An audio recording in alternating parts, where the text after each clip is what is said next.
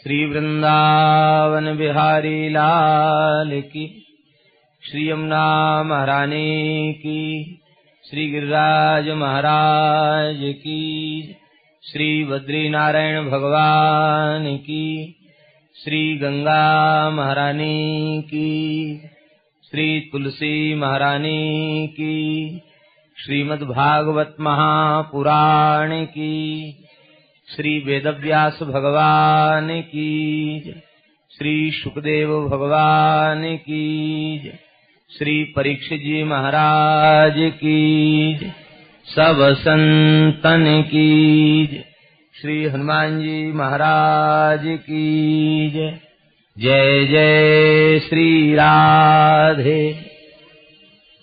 हरिशरणम। भक्तवांछा कल्पतरु भक्तवत्सल शरणागत वत्सल दीन बंधु दया सिंधु श्री ठाकुर जी की महती कृपा से श्री ऋषिकेश में श्री भगवती भागीरथी गंगा के तट पर बैठकर श्री गंगा जी का दर्शन करते हुए आप सब वैष्णवों के संतों के मध्य बैठकर भगवान की मंगलमयी कथा के स्मरण का चिंतन का अवसर प्राप्त हो रहा है। ये श्री ठाकुर जी की अहेतु की कृपा है। प्रातः काल श्रीमद् भागवत के मंगलाचरण की चर्चा श्रवण की और पुरुषार्थ चतुष्टय का स्वरूप क्या है,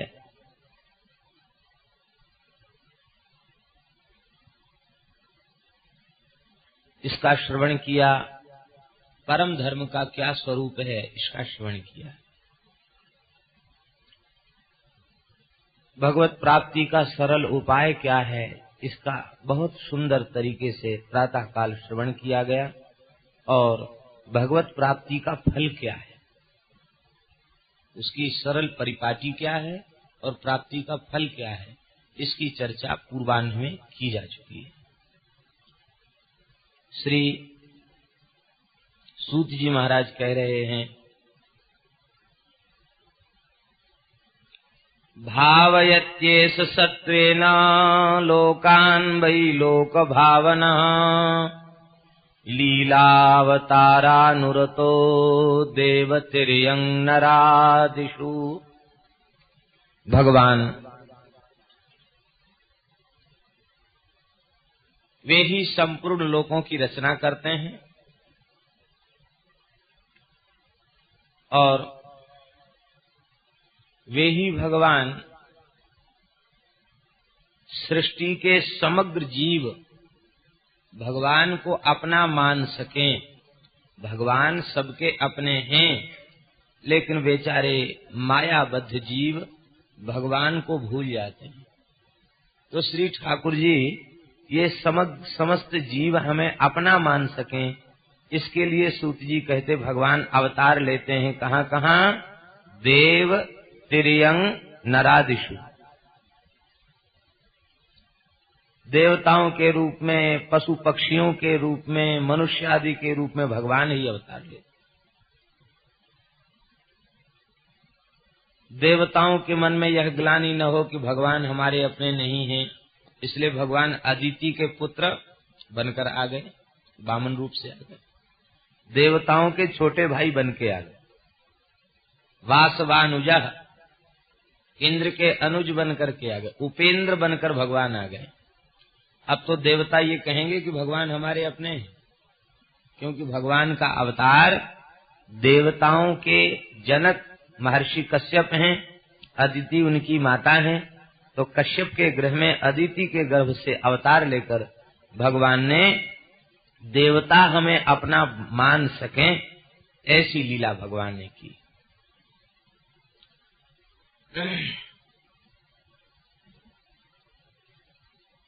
पक्षियों को कृतार्थ करने के लिए भगवान ने हंसावतार ग्रहण किया।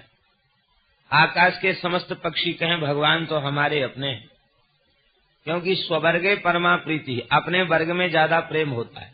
मनुष्य का मनुष्य से प्रेम, पशु का पशु से प्रेम, पक्षी का पक्षी से प्रेम। तो भगवान खुद पक्षी बनकर के आ गए, हंस बनकर के आ गए। आकाश के पक्षी भी कहें भगवान मेरे हैं।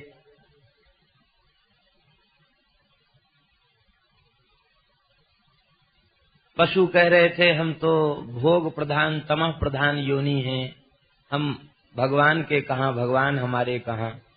भगवान हयग्रीव बन गए, घोड़ा बन गए। अब जितने चतुष्पाद पशु थे वे सब कहने लग गए भगवान हमारे, भगवान घोड़ा बन के। बेचारे हिंसक जीव कह रहे थे हम तो घोर हिंसा जीवी हैं, पाप के परिणाम स्वरूप हमें ये भयंकर हिंसक योनि प्राप्त भई है, हमारे भगवान कहाँ हो सकते। भगवान नृसिंह बन गए, भगवान नृसिंह बन गए। अब हिंसक जीवों को भी भगवान में ममता हो गई, भगवान हमारे अपने। जलचर कह रहे थे भगवान हमारे अपने कहाँ हैं, भगवान कच्छप बन गए, कछुआ बन गए। कच्छप जलचर होता है। सब जलचर प्राणी कहने लग गए भगवान हमारे हैं। भगवान मछली बन गए, सब जीव कहने लग गए भगवान हमारे हैं। जलचर प्राणी, जलचर थलचर आकाशचर, ये समस्त प्राणी मात्र भगवान के अपने हैं, लेकिन ये बेचारे मान नहीं पाते हैं। भगवान ने कहा चलो हम इनके वर्ग में सम्मिलित हो जाएं, तो ये जीव हमें अपना मानने लग जाएंगे, और जब ये हमें अपना मानने लग जाएंगे तब इनके कल्याण में संदेह नहीं रह जाएंगे। तो भगवान देव तिर्यंग नरादिषु, देवताओं के स्वरूप में, तिर्यक स्वरूप में, ये तिर्यक जलचर कच्छप कछली मछुआ, मछली कछुआ, ये सब तिर्यक योनि है, इनमें भी भगवान प्रकट होते हैं। श्री रामकृष्ण के रूप में भगवान प्रकट हो गए, जिसमें समस्त मनुष्य जाति यह अनुभव करे कि भगवान तो हमारे अपने हैं, इसलिए भगवान मनुष्य बनकर के आए। हे ऋषियों, जैसे किसी विशाल सरोवर से, अगाध जल से भरे हुए सरोवर से हजारों झरने प्रकट होने लग जाएं, ऐसे ही भगवान के अनंत अवतार संपूर्ण जीव जगत के कल्याण के लिए होते रहते हैं। भगवान के कुछ अवतारों की चर्चा सूत जी महाराज कर रहे हैं, लेकिन अवतारों की चर्चा करने के साथ ही साथ कह दिया यथा अवतारा ह्यसंख्येया। भगवान के अवतार केवल 10 नहीं, 24 नहीं, 150 नहीं, असंख्येया। भगवान के असंख्य अवतार हैं। ये 24 अवतार तो मुख्य अवतार हैं, वस्तुतः भगवान के असंख्य अवतार। असंख्य अवतार इसलिए कहे गए कि जीवों के ऊपर अनुग्रह करने के लिए भगवान विविध रूपों में प्रकट होकर के दर्शन देते हैं। ये भगवान के असंख्य अवतार हैं।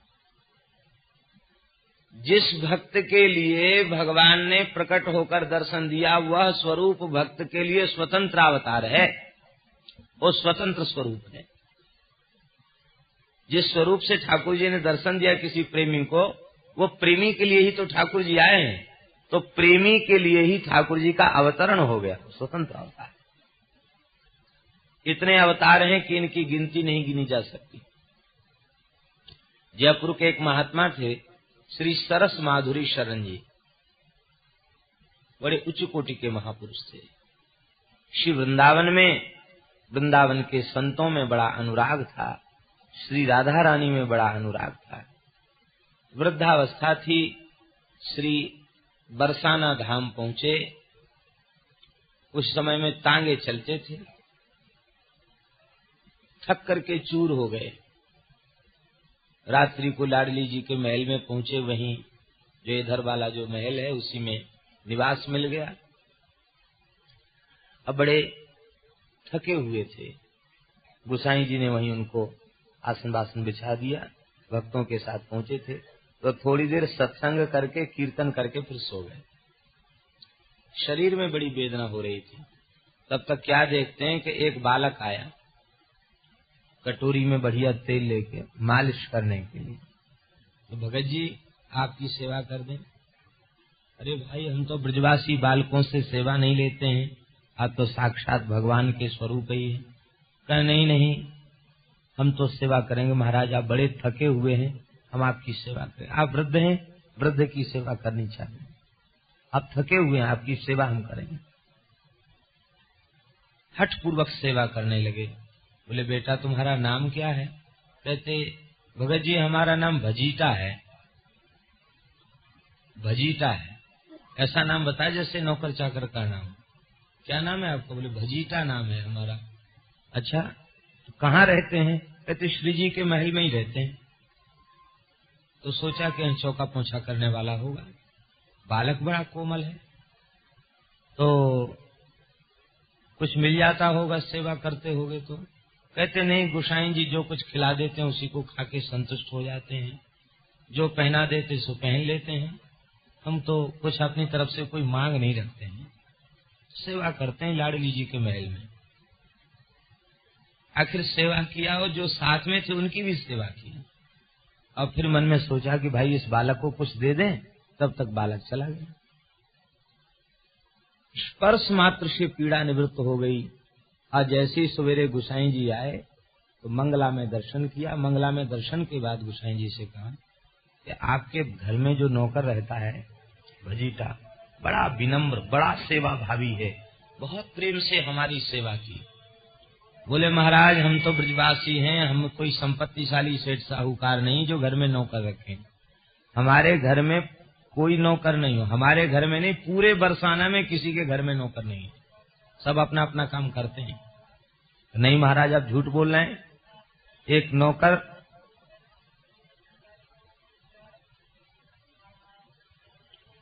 श्री वृंदावन बिहारी लाल की जय। हरिश्चंद्र एक नौकर आया, भजीटा नाम बताया, कहते महल में रहते हैं और गोसाई जी जो दे देते हैं वही खा लेते हैं। इतना सुनते ही वो रोने लग गए। बोलो श्री जी के महल में सेवा करने वाले, टहल करने वाले भजीटा और कोई दूसरे नहीं थे, ये साक्षात बिहारी जी। ये बिहारी जी ही आए भजीटा बन करके। बोलो भक्तवत्सल भगवान की।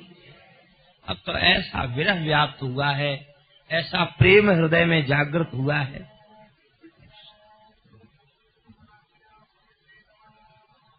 वाह, बड़े सौभाग्य की बात। आज ही स्मरण किया था आपका पंगत में, साथ बातें दर्शन। श्री वृंदावन बिहारी लाल की। फिर तो ऐसा विरह व्याप्त हुआ है कि कई पदों में उन्होंने भगवान को स्मरण किया है। भजीटा नाम क्यों बताया? बोले श्री जी का भजन करने से भजीटा नाम बताया, भक्तों की सेवा करने से भजीटा नाम बताया।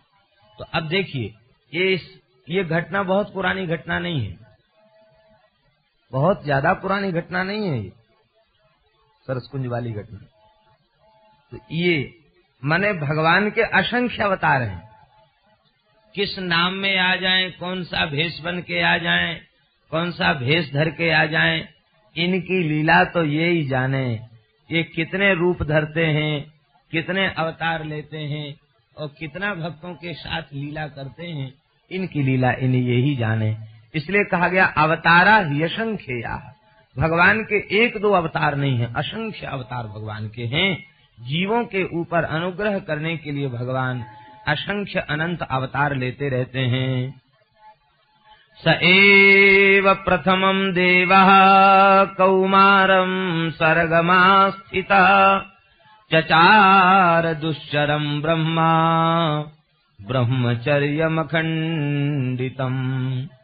भगवान ने सबसे पहले सनकादिक अवतार ग्रहण किया। सनक, सनंदन, सनातन, सनत कुमार, इन चार रूपों में भगवान प्रकट भये और अखंड ब्रह्मचर्य का भगवान ने पालन किया। तप और ब्रह्मचर्य की महिमा को भगवान ने बताया और निवृत्ति धर्म के स्वरूप को प्रकट किया। पूर्ण निवृत्ति धर्माश्रयों का क्या स्वरूप होना चाहिए, वह भगवान ने अपने चरित्र के द्वारा, अपनी चर्या के द्वारा दिखाया। निवृत्ति धर्म पालन करने वाले उन्हें निरंतर भगवान का भजन करते रहना चाहिए। आप निरंतर भगवान का कीर्तन करते रहते हैं। हरिशरण मित्येवं नित्यम येषाम मुखे वचः अतः काल समादिष्टा जरा युष्मान न बाधते। सदा सर्वदा सनकादिक भगवान के मुख से मंत्र प्रकट होता रहता है, पंचाक्षर महामंत्र, हरिशरणम हरिशरणम हरिशरणम हरिशरणम। माया और काल का प्रभाव आपके ऊपर नहीं होता। सदा वैकुंठ निलयाः हरिकीर्तन तत्पराः लीलामृत रसोन्मत्ताः कथा मात्रैक जीविनः। सदा भगवान में आपकी वृत्ति बनी रहती है। सदा वैकुंठ निलया हरिकीर्तन तत्पराः, सदा सर्वदा भगवान नाम संकीर्तन करते रहते हैं। भगवान की लीला कथा के रस में उन्मत्त बने रहते हैं, पागल बने रहते हैं, बावड़े बने रहते हैं। यही विरक्तों का धर्म है। निरंतर भगवान में डूबे रहें, भगवान के नाम रूप गुण लीला का कीर्तन करते रहें, जगत का चिंतन छोड़कर भगवान का चिंतन करें। यही मानव मात्र का धर्म है।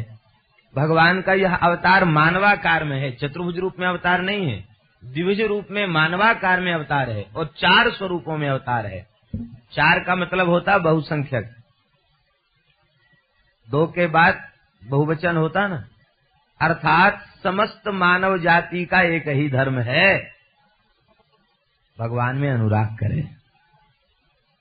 भगवान ने अवतार लेकर प्रवृत्ति धर्म को स्वीकार नहीं किया, निवृत्ति धर्म को स्वीकार किया। इसका तात्पर्य है कि भगवान ने यह दिखाया मनुष्य को अपने जीवन का लक्ष्य प्रवृत्ति न रखकर निवृत्ति ही जीवन का लक्ष्य होनी चाहिए। निवृत्ति माने छुटकारा, छूटना। हमें मनुष्य शरीर क्यों मिला है? बंधने के लिए मिला है कि छूटने के लिए मिला है? मनुष्य का जन्म, मनुष्य का शरीर हमें बंधने के लिए नहीं मिला, हमें छूटने के लिए मिला है। इसलिए छूटना यह लक्ष्य लेकर के चलना चाहिए। और जो छूटने का लक्ष्य लेकर चलेंगे वे कहीं फंसेंगे नहीं, वे कहीं अटकेंगे नहीं, वे ठीक समय पर अपने व्यवहार को पूरा करते हुए और अंत में भजन में लग जाएंगे। और जिन लोगों ने यह लक्ष्य नहीं बना रखा है तो उनको तो फिर उनकी तो दुर्दशा ही दुर्दशा है। ये तो घबरा जाते हैं कि अब संसार के काम लायक नहीं रहे तो अब क्या करेंगे, अब हमारा समय कैसे कटेगा।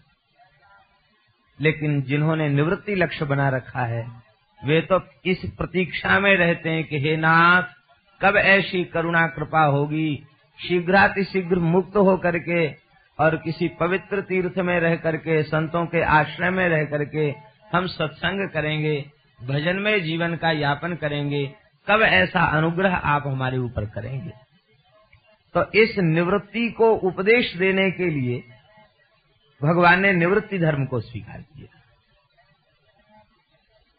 वेद में प्रवृत्ति धर्म का वर्णन ही अधिक है। उपनिषद भाग में निवृत्ति धर्म की चर्चा, ब्रह्म विद्या की चर्चा की गई है, जो वेद का शिरोभाग कहा जाता है। लेकिन प्रवृत्ति धर्म की चर्चा ज्यादा है। तो प्रवृत्ति की चर्चा प्रवृत्ति में नहीं है, अपितु प्रवृत्ति की चर्चा भी निवृत्ति में है। वो प्रवृत्ति धर्म का उपदेश भी निवृत्ति मूलक है। इसलिए जीवन का शुभारंभ निवृत्ति से होता है। उपनयन संस्कार के बाद प्रथम निवृत्ति है। घर छोड़ के गुरुकुल में चला जाए, गृह त्याग हो गया। 25 वर्ष की आयु तक अग्नि की, गुरु की सेवा करे, वेदों का स्वाध्याय करे। 25 वर्ष इस तप के करने के बाद यदि चित्त पूर्णतया शुद्ध हो जाए, विकार रहित हो जाए, चित्त में वैराग्य आ जावे, तो वेद कहता है ब्रह्मचर्यादेव प्रव्रजेत, ब्रह्मचर्य आश्रम से ही सीधे संन्यास आश्रम में चला जाए, भजन करने लग जाए। मान लो चित्त में कोई राग का संस्कार है तो फिर उसके लिए विधि है शास्त्रीय कि ब्रह्मचर्य से गृहस्थ आश्रम में जाए और गृहस्थ आश्रम की अवधि 25 वर्ष तक उसको पूरा करे, अर्थात केवल 50 वर्ष की आयु तक रहे। 50 वर्ष की आयु के बाद जैसे ही 1 वर्ष भी आगे बढ़ने लग जाए तो 1000 लाख काम पड़े हों तो छोड़ करके वानप्रस्थ को स्वीकार कर ले, और वानप्रस्थ के बाद भी सर्व कर्म समर्पण पूर्वक, संपूर्ण शरणागति पूर्वक अंत में संन्यास। तो अब बताइए, निवृत्ति लक्ष्य हुआ कि नहीं? 2 विधि है, आश्रमात् आश्रमम गच्छेत और ब्रह्मचर्यादेव प्रव्रजेत, 2 विधि है। ब्रह्मचर्य आश्रम से सीधे संन्यास में जाने वाले, उनके 2 आश्रम बच गए, गृहस्थ आश्रम तो बच ही गया, वानप्रस्थ भी बच गया, सीधे संन्यास पर पहुंच गए। लेकिन यदि गृहस्थाश्रम में प्रवेश किया है तो उनको वानप्रस्थ में जाना अनिवार्य है, और वानप्रस्थ आश्रम के नियम ही सबसे कठोर नियम है। नियम की दृष्टि से देखा जाए तो वानप्रस्थ आश्रम के 4 आश्रमों से अधिक कठोर नियम है, बड़ी कठोर तपस्या उसे बताई गई है। इसके संबंध में श्री शंकराचार्य आदि आचार्यों ने यह बात स्वीकार की है कि संसार में रहकर जो कुछ भोग का संचय किया है, विषय का उपभोग किया है, उसके कारण जो मलिन संस्कार चित्त के ऊपर वासना के पड़ गए हैं, उन मलिन वासना के संस्कारों को विगलित करने के लिए कठोर तपस्या की जरूरत है। इसलिए वानप्रस्थी को कठोर तप और इसके बाद फिर संन्यास। तो ये निवृत्ति ही जीवन का लक्ष्य है, ऐसा मानकर और आपने समस्त मानव जाति को और यह उपदेश आपने प्रदान किया है।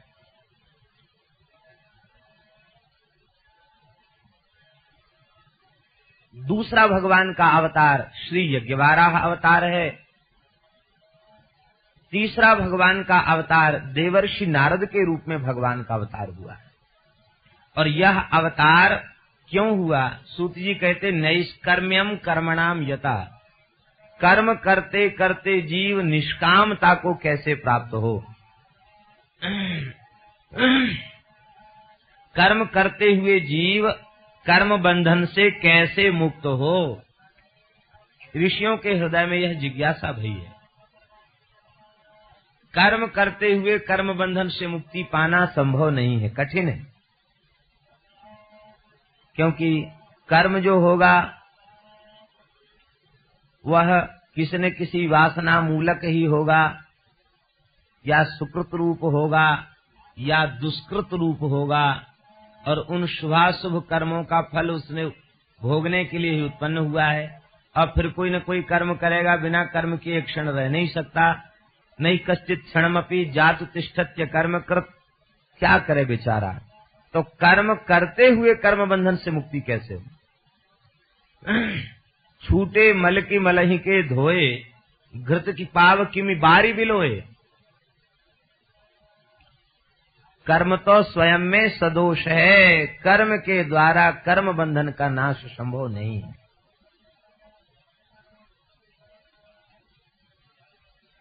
ये जिज्ञासा ऋषियों के हृदय में हुई। इस जिज्ञासा को शांत करने के लिए ही भगवान ने नारद जी के रूप में अवतार ग्रहण किया, और ऋषियों को नारद जी ने उत्तर दिया है, और उस उत्तर में कर्म करते हुए कर्म बंधन से मुक्ति का बड़ा सुंदर स्वरूप बताया है। और वह स्वरूप विस्तार से नारद पांचरात्र नाम के ग्रंथ में उसका विस्तृत व्याख्यान किया गया है। ऐसा हमने संतों से सुना है कि नारद पांचरात्र की 120 संहिताएं थी। जिस जिस ऋषि ने जो प्रश्न किया है, नारद जी ने उसे स्वतंत्र उत्तर दिया है, तो उस उत्तर में ही एक संहिता का निर्माण हो गया। लेकिन दुर्भाग्य से आज हमारे यहाँ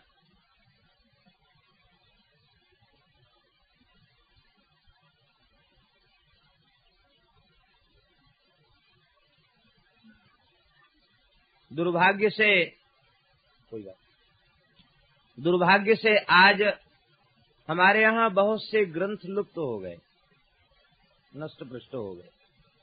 आज नारद पंचरात्र की संपूर्ण संहिताएं प्राप्त नहीं है, आधी भी प्राप्त नहीं है, चौथाई भी प्राप्त नहीं है, कुछ एक संहिताएं नारद पंचरात्र की प्राप्त हैं।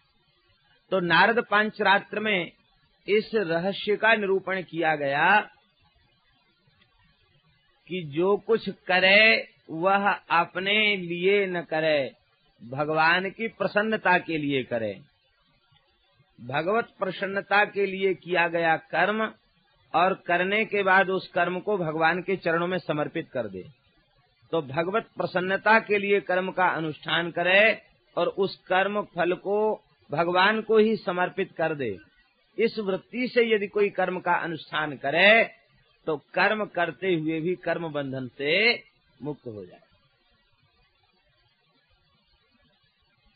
भोजन करना ये भोग है, 5 प्रकार के विषय में आता है, रूप रस गंध, रस में आता है, बंधन है। अरे विषय तो स्पष्ट बंधन है, लेकिन अब घर में रसोई बनी है, किस लिए? घर में श्री ठाकुर जी विराजमान है, ठाकुर जी के लिए रुचि पूर्वक रसोई बनाई गई, भगवान आरोगेंगे। अब भगवान के निमित्त रसोई की क्रिया भई तो भगवान की प्रसन्नता के लिए, भगवान के राग भोग की सेवा के लिए रसोई बनी, तो वो रसोई भी भजन बन गई, वो भजन हो गया, क्योंकि वह क्रिया भगवान निमित्त हो गई, भगवान निमित्त होने से वो भजन बन गई। अब भगवान को निवेदित किया गया और ठाकुर जी ने रुचि पूर्वक पाया। हमने भाव में भर के प्रार्थना की, हे नाथ आप इसे अंगीकार करें। भक्त का स्मरण दिला करके हमने प्रेम से भगवान को भोग लगाया।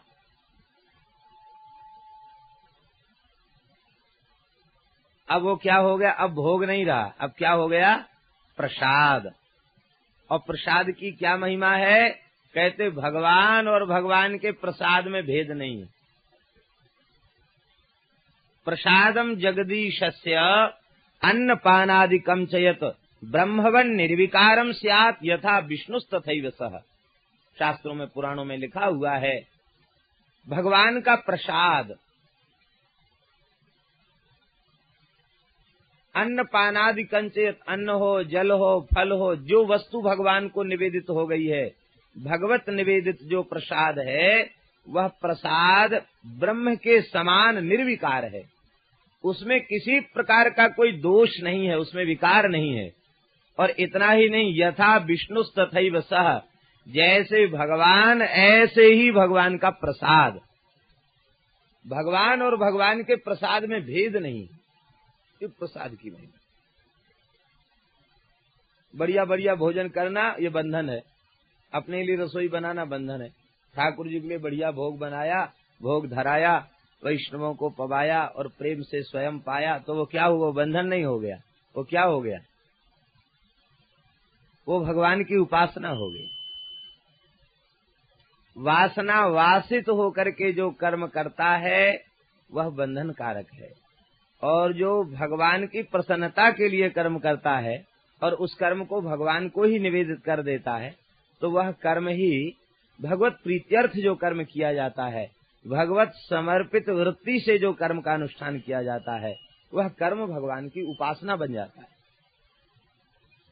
अब प्रसाद हो गया, अब तक तो था भोग, उसकी विषय में गणना थी। अब प्रसाद बन गया तो बस यह दिव्य प्रसाद पिया पिय को, देखत ही मन मोद बढ़ावत। क्योंकि ठाकुर जी के अधरामृत का सम्मिश्रण उसमें है। देखत ही मन मोद बढ़ावत, परसत पाप हरत ही को। हृदय में भी पाप छिपा होगा तो प्रसाद के स्पर्श मात्र से समाप्त हो जाए। प्रसाद की महिमा। कपड़ा पहनना, कपड़ा तो सब पहनते ही हैं, लेकिन वस्त्र ठाकुर जी के निमित्त लिया गया, भगवान को निवेदित कर दिया गया, भगवत प्रसादी वस्त्र धारण किया, वो बंधन नहीं है। तुम ही निवेदित भोजन करहीं, प्रभु प्रसाद पट भूषण धरहीं। भगवान को निवेदित करके पाना भगवान के प्रसाद वस्त्र आभूषण को स्वीकार करें। माताएं आभूषण धारण करती हैं और ठीक है अपने शरीर को सजाती हैं, लेकिन वे आभूषण भगवान के संकल्प से बनाए जाएं, भगवान को निवेदित किए जाएं, भगवान के प्रसाद रूप में धारण करें तो बंधन नहीं। ये घर भगवान का है ऐसा मानकर सेवा करे तो मंदिर में झाड़ू लगाने का जो फल है वो घर में झाड़ू लगाने का फल हो जाएगा। रसोई करना भजन हो जाएगा, ठाकुर जी के लिए भोग बना रहे हैं। खेती करना भजन हो जाएगा, क्योंकि हमें विश्वास है हम खेती अपने लिए थोड़ी कर रहे हैं। हमारे घर में ठाकुर जी बैठे हैं, कृषि नहीं करेंगे तो ठाकुर जी को भोग क्या लगेगा, गऊ क्या खाएंगी, संत क्या पाएंगे और अतिथि का सत्कार कैसे होगा। तो ये भगवान की धरती है, भगवान का खेत है, हम भगवान के हैं, भगवान की प्रसन्नता के लिए खेती कर रहे हैं। ऐसा करके खेती करेगा तो खेती करना भी भजन बन जाएगा, व्यापार भजन हो जाएगा, नौकरी भजन हो जाएगा। बस संकल्प यह करना है कि यह क्रिया भगवान निमित्त है, अपने लिए नहीं, भगवान की प्रसन्नता के लिए। तो वह कर्म सहज अपवित्र दोषपूर्ण कर्म निर्दोष हो जाएगा और पवित्र हो जाएगा। वो उपासना मूलक हो जाएगा, वो कर्म पवित्र हो जाएगा। यह बात श्री नारद जी ने बताई और इस उत्तर में नारद जी ने भगवान का मंदिर बनाना चाहिए, भगवान के उत्सव करना चाहिए, इन सब की विस्तृत विधि नारद पांचरात्र में श्री नारद जी महाराज ने वर्णन किए है। ये देवर्षि नारद जी महाराज भगवान के महान भक्त हैं। देखो भगवान ही भक्त बनकर आते हैं, क्यों? हम लोगों को भक्ति सिखाने के लिए, भक्ति कैसे करना चाहिए। सनकादिक भगवान है लेकिन वे स्वयं भजन का मार्ग बताने आए हैं। नारद जी भगवान हैं, वे स्वयं भक्त बनकर के भजन की पद्धति हम सबको सिखाने आए हैं। ये देवर्षि नारद जी भगवान की मन की विभूति कहे जाते हैं, भगवान के मन का अवतार कहे जाते हैं। मन के बिना कोई क्रिया होती नहीं, इसीलिए देवर्षि नारद जी के बिना भगवान की कोई लीला बनती नहीं। चाहे रामावतार की लीला हो, चाहे कृष्णावतार की लीला हो, चाहे नृसिंहावतार की लीला हो, प्रत्येक लीला में नारद जी कहीं न कहीं विराजमान है, क्योंकि नारद जी भगवान के मन के अवतार है। समस्त जीवों को भगवत प्रेम देने वाले श्री नारद जी महाराज हैं। देखो नारद जी के 4 चेला तो विश्व प्रसिद्ध हैं। कौन कौन? 2 वृद्ध और 2 बालक। वृद्ध कौन है? महर्षि व्यास और महर्षि वाल्मीकि, ये 2 वृद्ध शिष्य हैं।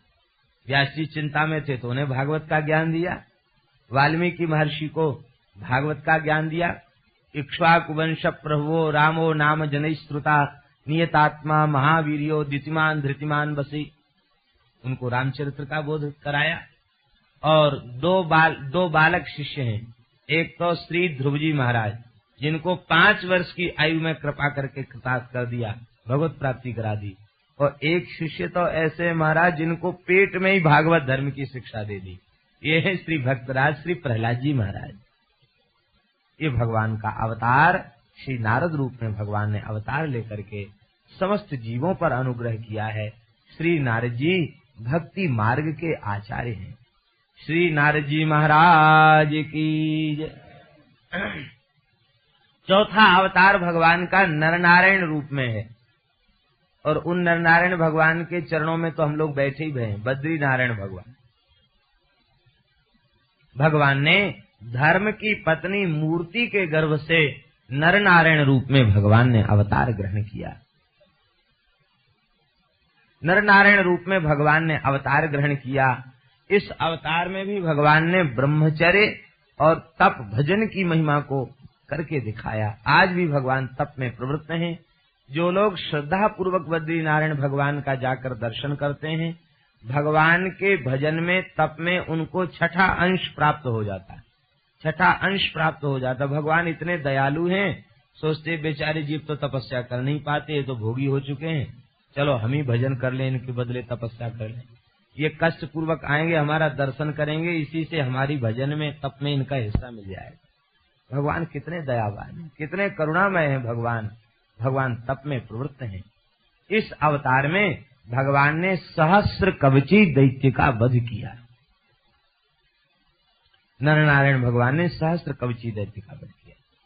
एक दैत्य था, उसने सूर्य से वर मांगा, मैं अजर अमर हो जाऊं। सूर्य बोले कि ये वरदान नहीं दे सकता, और कोई मांगो। तो इसने सोचा कि चले हम सूर्य को ही ठग लें। दुष्ट प्रकृति के जीव अपने को ही ज्यादा बुद्धिमान समझते हैं, सबको ठगने की भावना रखते हैं। इसने सोचा कि हम सूर्य को ठग लें। तो बोला, महाराज हमारे शरीर पर 1000 कवच हो जाएं,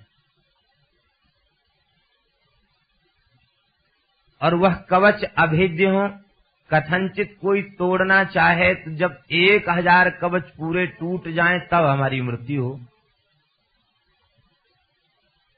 और एक कवच कब टूटे? बोले जब 1000 वर्ष तक लगातार कोई युद्ध करे तब एक कवच टूटे, और कवच के टूटते ही तोड़ने वाले की मृत्यु हो जाए। ऐसा विचित्र वरदान इसने मांगा। 1000 कवच शरीर पर हो जाए और 1000 वर्ष के युद्ध में एक कवच टूटे और कवच के टूटते ही तोड़ने वाले की मृत्यु हो जाए।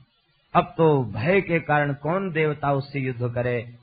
तीनों लोकों में आतंक मचा दिया इसने। सब भगवान की शरण में गए।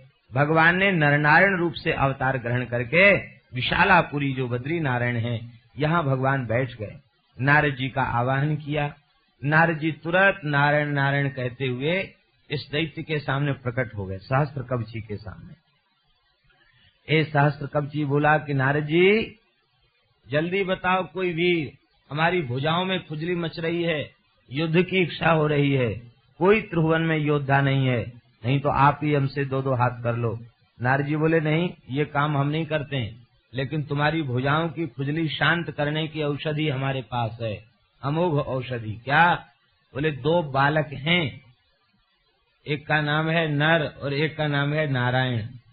वो हिमालय में तप कर रहे हैं, बड़े वीर हैं, वे तुम्हारे भुजाओं की खुजली को शांत कर सकते हैं। ये बल का अभिमानी उद्दंड उद्धत दैत्य भगवान के निकट पहुंच गया। भगवान ने धनुष की प्रत्यंचा को चढ़ाया और युद्ध करने लगे। 1000 वर्ष तक नर भगवान ने युद्ध किया और युद्ध करके इसके एक कवच को तोड़ दिया, और वरदान को सत्य प्रमाणित करते हुए भगवान नर ने मृत्यु का अभिनय किया। नर माने परमात्मा ही होता है। नरतीति नरः प्रोक्तः परमात्मा सनातनः, ये महाभारत का वाक्य। नरतीति नरः प्रोक्तः परमात्मा सनातनः, सनातन परमात्मा को ही नर कहा गया। एक कवच तोड़ दिया 1000 वर्ष युद्ध करके, और भगवान ने मरने का अभिनय किया, निष्प्राण होके गिर गए। नारायण ऋषि उठ के खड़े भये और बोले कि यदि हमारी तपस्या पूर्ण मनोयोग से की गई है, विशुद्ध है, तो हमारे भजन की महिमा से हमारे भाई नर जीवित हो जाए। उनके ऐसा कहते नर जीवित होकर भजन में बैठ गए, और नारायण भगवान ने धनुष संभाला और 1000 वर्ष तक युद्ध करके उसके दूसरे कवच को तोड़ दिया, और नारायण भगवान ने मृत्यु का अभिनय किया। नर ऋषि खड़े भये, बोले यदि 1000 वर्ष की हमारी तपस्या ठीक से हो चुकी है तो हमारे भैया नारायण जीवित हो जाएं। अब नारायण जीवित होकर के वे युद्ध करने लगे और नर ऋषि फिर तपस्या करने लगे। ऐसे बारी बारी से दोनों भाइयों ने युद्ध किया। 999,000 वर्ष तक भगवान इससे लड़ते रहे, इसको बीच में फुर्सत ही नहीं दिया, और स्वयं तो बारी बारी से तप करने बैठ जाते।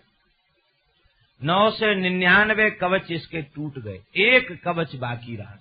अब तो ये घबरा गया, इतने अजय योद्धा हैं जिन्होंने 999 कवच तोड़ दिए, तो एक कवच तोड़ देना उनके लिए कौन सी बड़ी बात है। बस ये भयभीत होकर व्याकुल होकर सूर्य भगवान की ओर भागा और सूर्य मंडल में लीन हो गया, छुप गया। यही सहस्त्र कवची दैत्य द्वापर के अंत में कुंती के गर्भ से कर्ण के रूप में प्रकट हुआ। यह कर्ण सहस्त्र कवची दैत्य ही था और भगवान का दैत्यों के संहार के लिए अवतार हुआ है। अब की बार बारी नर की थी और नरावतार श्री अर्जुन हैं, इसलिए अर्जुन के माध्यम से भगवान ने कर्ण का वध करवाया। और यह कवच बिना 1000 वर्ष के युद्ध के टूट नहीं सकता था, इसलिए दानवीर कर्ण के इस कवच कुंडल को इंद्र के द्वारा ब्राह्मण वेश में कवच कुंडल की याचना करवा ली और अर्जुन के द्वारा कर्ण का वध भगवान ने करवा दी। ये भगवान नर नारायण, इनकी बड़ी अद्भुत महिमा। एक बार इंद्र को भ्रम हो गया कि ये दोनों ऋषि कुमार कहीं स्वर्ग लेने के लिए तप तो नहीं कर रहे हैं। भगवान की माया अतिशय प्रचंड है, भगवान के संबंध में इसे भ्रम हो गया। इसने कामदेव और अप्सराओं को भेज दिया। यही बेचारे इंद्र के पास अस्त्र शस्त्र हैं और क्या रखा है, अप्सराओं को और कामदेव को भेज दिया। कामदेव ने वसंत आदि ऋतुओं को प्रकट किया और अपने संपूर्ण शक्ति का प्रयोग किया। अप्सराएं नाचते गाते थक गईं, लेकिन भगवान तो सहज ही क्षोभ रहते हैं। भगवान के भीतर क्षोभ कैसे प्रकट हो? भगवान तो शांत भाव से बैठ करके चिंतन करते रहे। जब हम किसी क्रिया को देखकर आकृष्ट होते हैं तब बंधन है, और उदासीन भाव को हम स्वीकार कर लें, जगत के प्रति उदासीन हो जाएं, प्रकृति के प्रति उदासीन हो जाएं, तो फिर प्रकृति हमको बांधने में समर्थ नहीं है। प्रकृति के प्रति जो आकर्षण है, जड़ प्रकृति के प्रति जो आकर्षण है, वह आकर्षण ही बंधन का कारण है। आप शांत भाव से, उदासीन भाव से बैठे थे, कोई प्रभाव चित्त पर नहीं हुआ। जो उदासीन है उसके ऊपर ज्यादा प्रभाव नहीं दिखाया जा सकता। जब प्रभाव नहीं दिखेगा तो व्यक्ति अपने आप निराश हो जाएगा। कामदेव भी लज्जित हो गए, अप्सराएं भी लज्जित हो गईं, नाच गा के थक के बैठ गए। भगवान पर तो कोई अंतर पड़ा नहीं।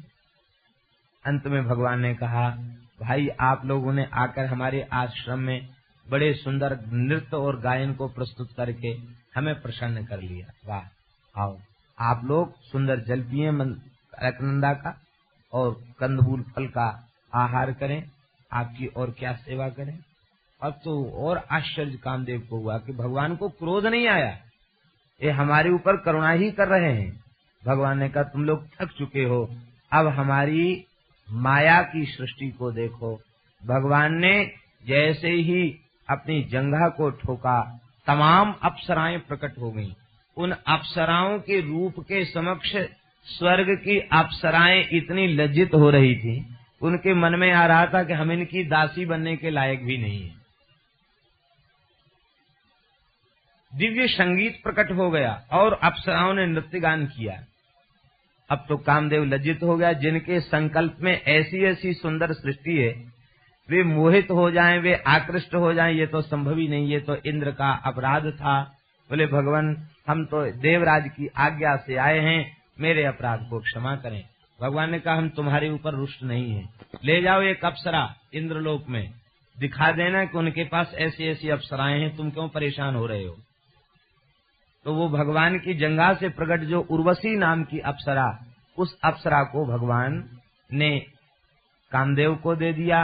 और वह अप्सरा ही, उर्वशी अप्सरा, त्रिभुवन का श्रृंगार है। त्रिभुवन की सर्वश्रेष्ठ अप्सरा उर्वशी है, स्वर्ग की सबसे श्रेष्ठ अप्सरा उर्वशी है। ऐसे भगवान की विलक्षण लीलाएं हैं। एक नरनारायण भगवान का चरित्र और पुराणों में प्रसिद्ध है। एक बार श्री प्रहलाद जी महाराज को भी एक ऐसी विचित्र घटना घट गई। देखो, ये सारी लीलाएं हम साधकों को शिक्षा देने के लिए हैं। मूल में इसका रहस्य यही है, हम सबको शिक्षा देने के लिए भागवतों की ये चरित्र हैं। एक दिन की बात है, श्री प्रहलाद जी नृसिंह भगवान की पूजा कर रहे थे। इसी बीच नारद जी पधारे। दूत ने आगमन की सूचना दिया। आपने कहा कि अभी तो हम भगवान की पूजा कर रहे हैं, वे थोड़ी देर बैठें, तब हम आके मिलते हैं।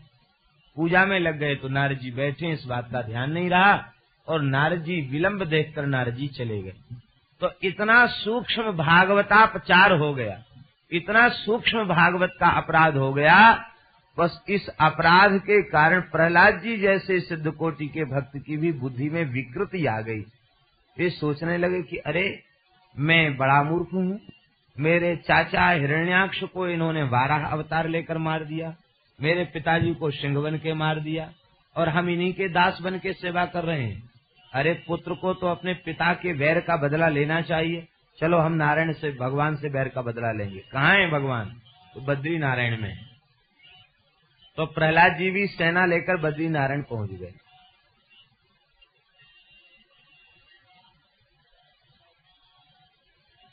श्री नरनारायण भगवान वृद्ध ऋषि के रूप में आ गए, लकड़ी इकट्ठी कर रहे थे। प्रहलाद जी तो आखिर महान संत हैं, संत को देखकर दया आ गई, चरणों में प्रणाम किया। महाराज आप इतना परिश्रम क्यों कर रहे हैं? आप आज्ञा करें, आपकी कुटिया तक हम ही संविधा पहुंचा देते हैं। कहते नहीं, स्वयं दासा तपस्विना, तपस्वी तो किसी के कोई दास नहीं रखते, वे तो स्वयं ही दास होते हैं। हम अपना काम अपने आप करेंगे। प्रहलाद जी हट करने लगे। तब आपने कहा कि तो कोई बात नहीं, तुम ज्यादा श्रद्धालु हो तो ये लकड़ी उठाकर हमारे हाथ में दे दो। अब छोटी सी लकड़ी को प्रहलाद जी उठाने लगे तो लकड़ी उठी नहीं, धरती उठ गई शेष के मस्तक से 4 अंगुल ऊपर। कितनी शक्ति प्रहलाद जी ने लगा दी, लेकिन महाराज वो लकड़ी नहीं उठी। जब लकड़ी नहीं उठी तो भगवान हंसने लगे, बोले बस इतनी अल्प शक्ति को लेकर भगवान से युद्ध करने जा रहे हो? अब तो समझ गए कि ठाकुर जी ही है, चरणों में गिर गए। बोले भगवान ये बुद्धि में विकृति आई कैसे? हमको तो बड़ा आश्चर्य हो रहा है। कहा देखो, भगवान की सेवा पूजा भी कर रहे हो और उस समय कोई भागवत आ जाए, कोई संत महापुरुष आ जाए तो उनका सत्संग पहले कर लेना चाहिए। भगवान की पूजा बाद में कर ले, कोई दोष नहीं, लेकिन सत्संग पहले करना चाहिए। ये भगवान के भक्त का अनादर हो गया तुम्हारे द्वारा अनजाने में, उससे ये विकृति आई। प्रहलाद जी तो परम निर्विकार संत हैं, उनके चित्त में विकृति नहीं आ सकती, लेकिन यह लीला दिखाकर भगवान ने समस्त जगत के जीवों को यह प्रेरणा दी, भागवतों का आदर करना चाहिए। ये नरनारायण भगवान के अनंत चरित्र हैं। आज भी भगवान नरनारायण बद्रीनाथ के रूप में विराजमान है। बोलो बद्री नारायण भगवान की। भगवान का 5वां अवतार कपिल अवतार है। इसका प्रकरण आप 3 स्कंध में श्रवण करेंगे। भगवान का 6ठा अवतार दत्तात्रेय अवतार है। भगवान ने इस अवतार में प्रहलाद जी को भागवत धर्म का उपदेश दिया, अलर्क आदि को भागवत धर्म का उपदेश दिया, अन्वेक्षिकी विद्या का उपदेश श्री भगवान ने प्रदान किया। 7वां अवतार भगवान का यज्ञनारायण रूप में हुआ और याम आदि पुत्रों के साथ भगवान ने प्रजा की रक्षा की, स्वयंभू मनु की रक्षा की। 8वां अवतार भगवान का ऋषभावतार है। इस अवतार में भगवान ने सर्वाश्रम नमस्कृतम, संपूर्ण आश्रम जिसे नमस्कार करते हैं, उस अवधूत आश्रम के धर्म को भगवान ने प्रकट किया। अवधूत चर्या को भगवान ने ऋषभ देव के रूप में प्रकट किया। भगवान का 9वां अवतार पृथु अवतार है। इस अवतार को लेकर भगवान ने पृथ्वी का दोहन किया और पृथ्वी का शोधन किया। भगवान के समय से ही यह पृथ्वी समतल भई और भगवान ने कैसा नगर कैसा गांव होना चाहिए इसकी संपूर्ण व्यवस्था भगवान ने पृथ्वी रूप में आकर के बनाई। भगवान का 11वां अवतार वह कच्छप अवतार है। 10वां अवतार भगवान का मत्स्य अवतार है और 11वां अवतार भगवान का कच्छप अवतार है। 12वां अवतार भगवान का धन्वंतरी अवतार है और 13वां अवतार भगवान का मोहिनी अवतार है। 14वां अवतार भगवान का नृसिंहावतार है और 15वां अवतार भगवान का वामन अवतार है। 16वें अवतार में भगवान ने परशुराम के रूप में अवतार ग्रहण किया। त्रिशक्त कृत्वा कुपितो निक्षत्राम अकरोन महिम, 21 बार पृथ्वी को क्षत्रियों से विहीन बना दिया। कई लोग प्रश्न करते हैं कि एक बार में ही विहीन कर दिया तो 20 बार कहां से आए। इसमें एक विशेषण दे रहे, ब्रह्मद्रोहो नृपान, जो क्षत्रिय वेद और ब्राह्मणों के विरोधी हो चुके थे उनका संहार किया। ब्रह्मद्रोह नृपान, ये विशेषण से ये बात बता रहे हैं, समूल विनाश नहीं किया। वस्तुतः जो भगवान के भक्त थे, गौ साधु ब्राह्मण का सत्कार करने वाले थे, उनका वध आपने नहीं किया। जो दुष्ट प्रकृति के हो चुके थे उनको आपने समाप्त किया। 17वें अवतार में भगवान ने व्यास रूप से पराशर ऋषि के यहाँ सत्यवती के गर्भ से भगवान ने अवतार ग्रहण किया और 18वां अवतार भगवान का श्री रामावतार है। इसमें भगवान ने रावण का वध किया, समुद्र पर सेतु का भगवान ने निर्माण किया।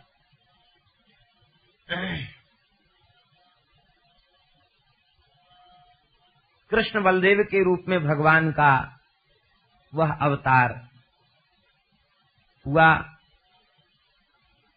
यह भगवान का एक अवतार है। 19 और 20वां अवतार भगवान का यह है। और बुद्धावतार यह भी भगवान का एक अवतार है जो कि हो चुका है। निंदस यज्ञ विधेयरः श्रुति जातम सदय हृदय दर्शित पशुघातम केशवधृत बुद्ध शरीर जय जगदीश है।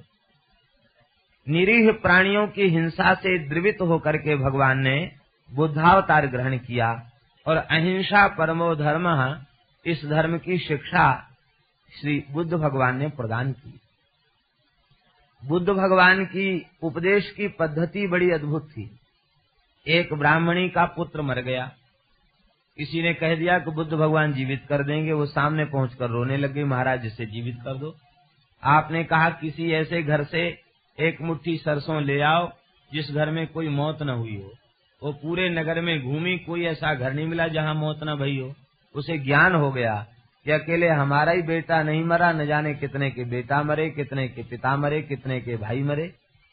इस संसार में मृत्यु अवश्य होनी है, यह बात उसकी समझ में आ गई और पुत्र का तो उसने संस्कार कर दिया और बुद्ध भगवान से उसने सत्संग करके और निर्वाण को प्राप्त किया, मोक्ष को प्राप्त किया। कहते हैं कि बुद्ध भगवान का एक शिष्य था, उसका नाम आनंद था। धर्मोपदेश की उसने आज्ञा मांगी, धर्म प्रचार की। आपने कहा जहां तू धर्म प्रचार के लिए जा रहा है वहां के लोग अच्छे नहीं हैं, दुष्ट प्रकृति के हैं, तुम्हारी बात नहीं सुनेंगे। इसने कहा सुनेंगे ही तो नहीं, हम तो अच्छी बात कहेंगे तो कोई न कोई एक तो सुनेगा, उसका तो कल्याण होगा। और मान लो कोई नहीं सुनेगा तो अच्छी बात का बार बार उच्चारण करके हमारा संस्कार तो पुष्ट होगा, इसलिए हम तो अवश्य जाएंगे। बुद्ध भगवान बोले वो सुनेंगे नहीं। ये बोला महाराज नहीं सुनेंगे तो कम से कम गाली तो नहीं देंगे। कहे नहीं, वे ऐसी प्रकृति के हैं कि गाली भी देने लग जाएंगे। तो शिष्य ने कहा कि गाली देने लग जाएंगे, मारेंगे तो नहीं। बोले नहीं, वो तो बहुत दुष्ट है, मारने भी लग जाएंगे। तो कहे ऐसे ही 2-4 लाठी डंडा मार देंगे तो उससे क्या है, हम सहन कर लेंगे। ऐसा तो नहीं मारेंगे कि हमारी मृत्यु हो जाए। बोले नहीं, वे ऐसा भी मार सकते हैं कि तुम्हारा शरीर ही छूट जाए, मृत्यु हो जाए। कहे तब तो वे बड़ा हमारा उपकार करेंगे, उपाधि नष्ट हो जाएगी, मैं निर्वाण पदवी को प्राप्त हो जाऊंगा। वस्तुतः वे जीव हिंसा जीवी हैं, उनको धर्म के उपदेश की बड़ी आवश्यकता है। यह सुनते ही बुद्ध भगवान मुस्कुराए और उसे हृदय से लगा के कहा, हाँ तुम जैसा तितिक्षावान उपदेश करने का अधिकारी है। तितिक्षु ही सहनशील ही उपदेश कर सकता है, जिसमें सहन क्षमता नहीं वह उपदेश का पात्र नहीं है।